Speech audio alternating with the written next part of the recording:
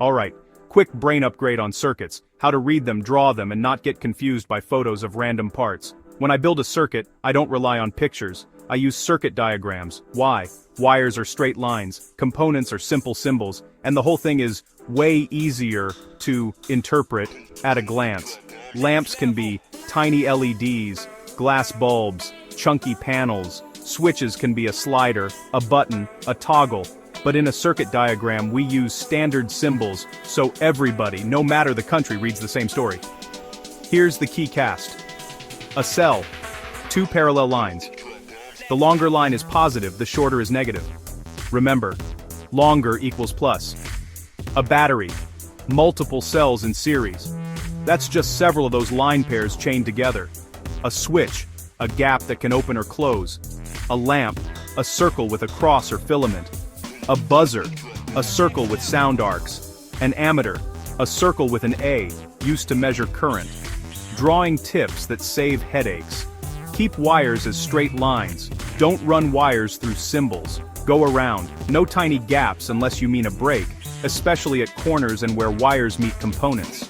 Now, voltage. Voltage is the electrical push, the energy per unit charge in the circuit. Measured in volts, symbol V. Most single cells give about 1.5 V. Put cells in series, and you add their voltages. 3V, 6V, 9V, 12V. Your wall sockets. That's mains voltage. Energy from a power station or generator. 220 to 240 V, 110 V. That's powerful and dangerous, so stick to batteries or a safe bench supply unless you're trained and using proper equipment. Let me map 2 circuits from real life to symbols. Circuit 1, a simple doorbell idea.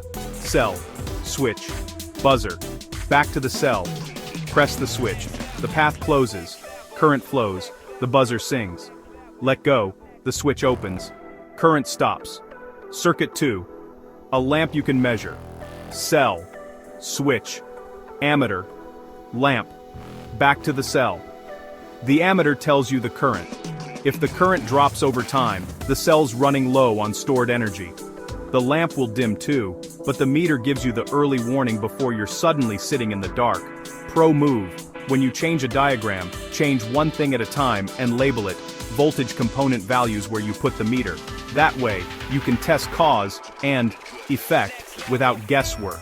So big takeaways: use standard symbols, draw clean lines, watch for gaps, and respect voltage. Pictures show what parts look like, circuit diagrams show how they work together. Master the diagram, and you can build the thing confidently. Grab a notebook, sketch a cell, a switch, and a lamp, and make your first diagram.